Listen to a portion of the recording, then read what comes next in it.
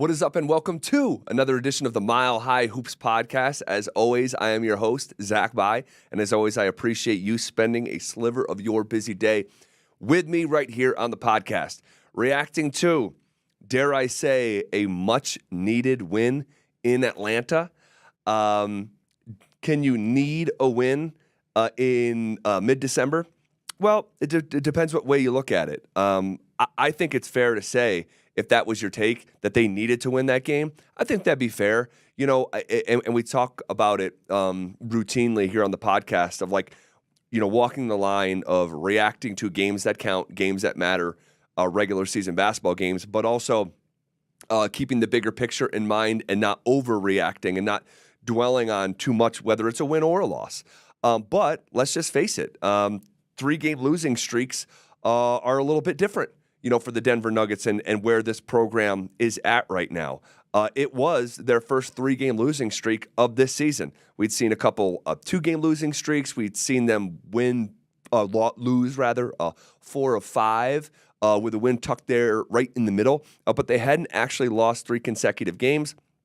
And, I looked at this thing on paper and said, oh, man, Atlanta. Like, we've talked about this through the years. Going to Atlanta has been traditionally problematic for Denver. That's just a fact. You go back and look at the history of it. It's a legitimate checkered history, and I'll give you the number here in just a second because I have it in my notes. But yeah, I mean, this is the old. I'm not going to tell the whole story again, but this is the old Earl Boykins. Like, bet against them when they go to Atlanta, especially when you're a younger team. And do the Nuggets have some young guys that on paper could have a fun night out in Atlanta like they would in Houston or Los Angeles? We talk about this stuff.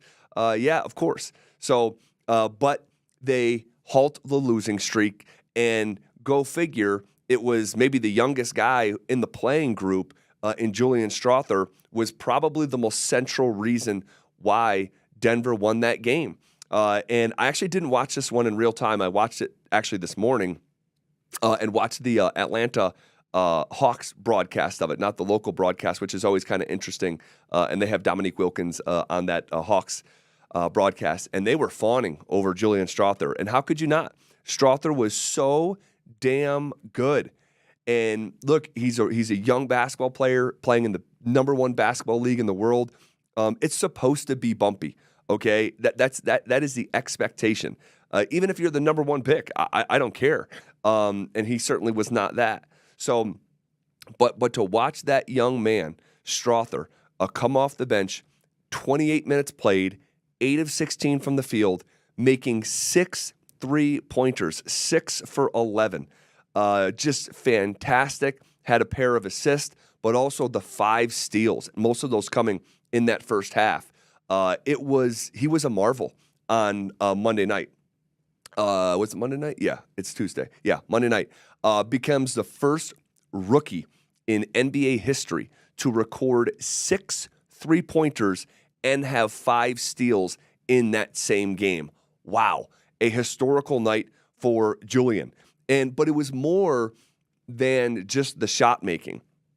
Obviously, he created a little bit, had a couple of assists, but it was the defensive prowess and acumen that made this game the best game of the year for Julian Strawther. We've seen him shoot it like this, and I don't know if it was just like this, but similar to this earlier in the season. I believe it was a 21-point game. Yeah, it was against New Orleans when he went for a career-high 21 points, and I was at that game. That was also a Monday night, by the way. And the Nuggets won 134-116, but Strawther went for 21 points and had, I just lost my screen. But went for 21 points in 19 minutes. And that was another historical night because I'm hearing myself say it back right here on the podcast. It was like the first time in NBA history that a rookie made 5 threes and had 21 points or more in less than 20 minutes. So now, a little bit later, a little over a month later, he has the best game that he's ever had. That was a better game against Atlanta than the night against New Orleans. The night against New Orleans was at home. This is on the road in a place that has been a house of horrors for Denver, but also the steals, the 5 steals. Like, not only was he where he was supposed to be when he was supposed to be there, which is a challenge enough for a rookie, okay?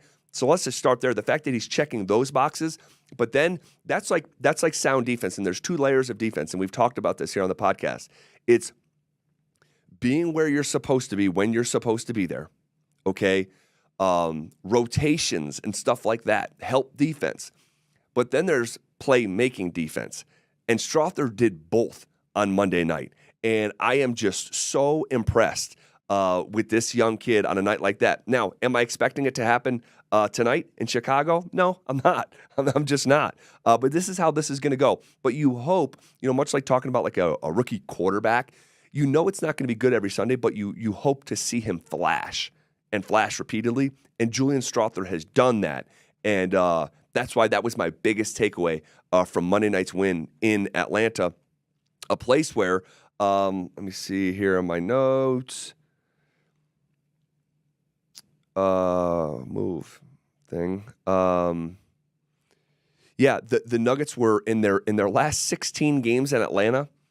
Nuggets were 5-11. 5-11 in their last 16 games in Atlanta. So no matter how bad the Hawks have been or how good the Nuggets have been, it just hasn't been a kind venue to the Denver Nuggets. But they get that win, 129-122, in a very high-scoring affair. If you were on the over, this thing went screaming over. A couple more takeaways. I think you could argue that it was the best game of the season for Jamal Murray. Season high 29 points. He was a plus 14 when he was on the floor. He was hyper efficient. 12 of 15 shooting, 4 of 5 from 3.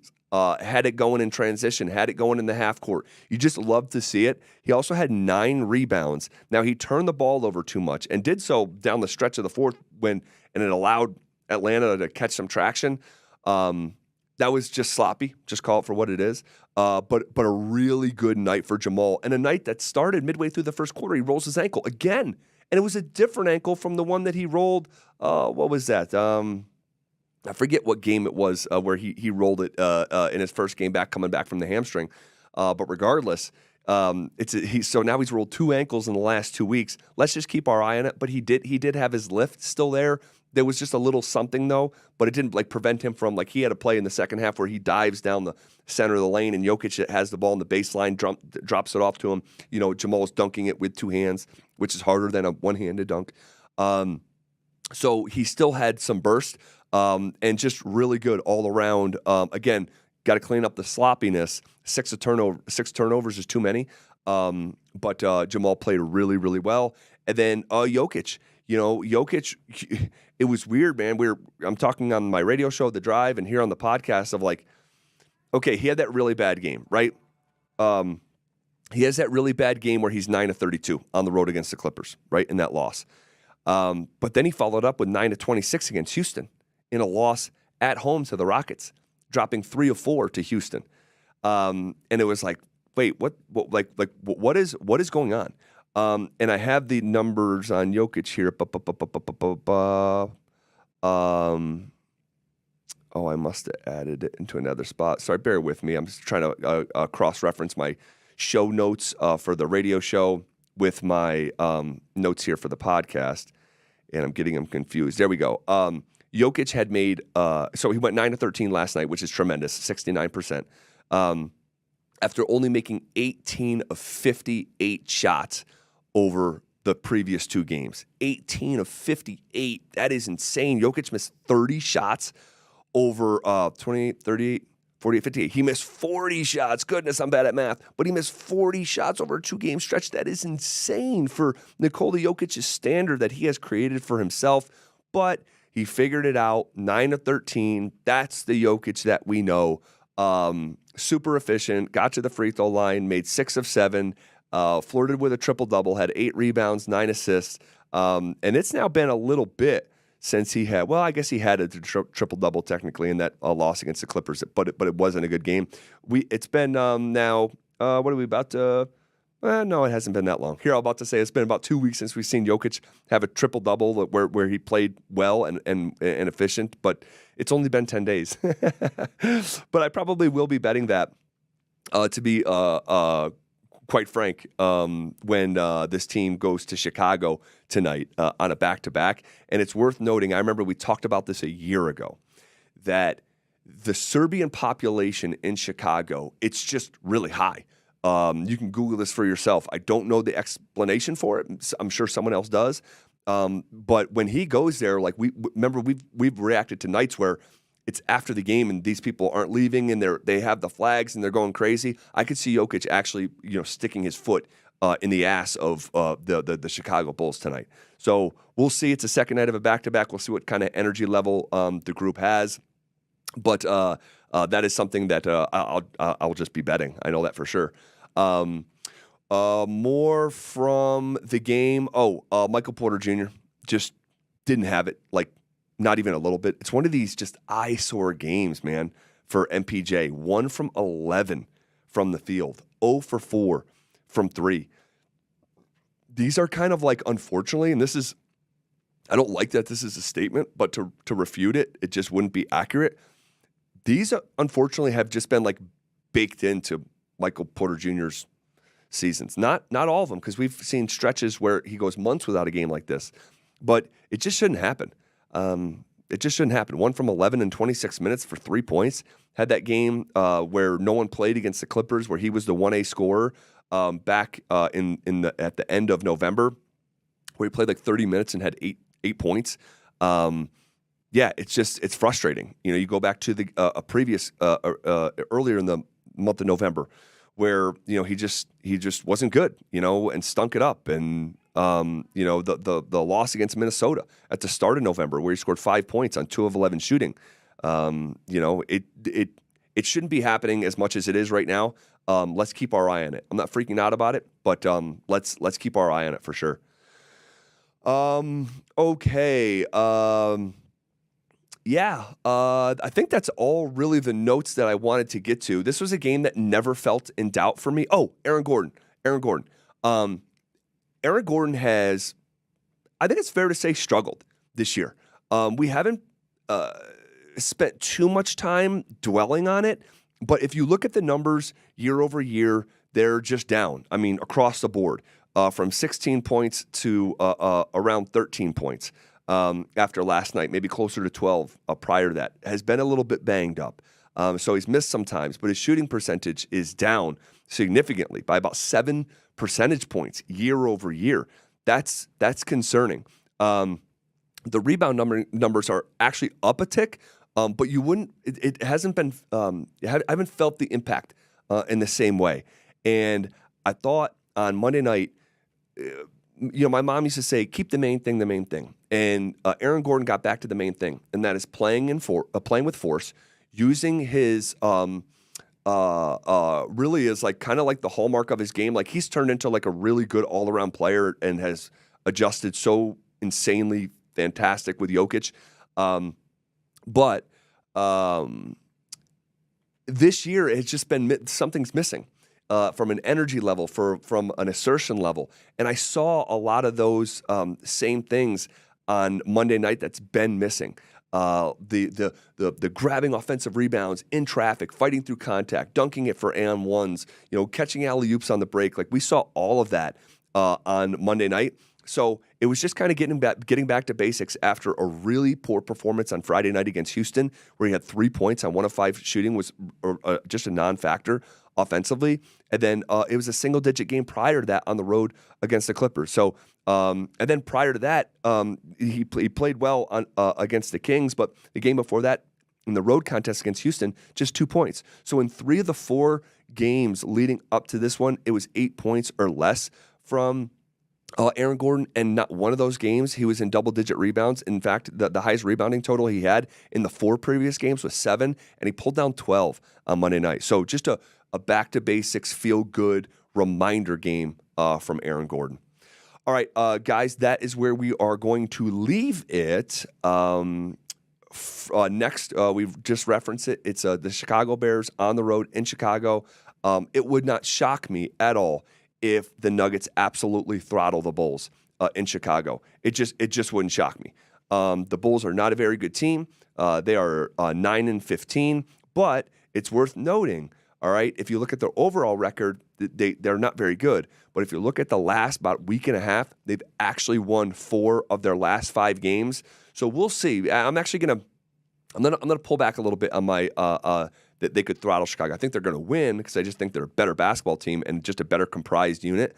But we'll see. We'll see how it falls.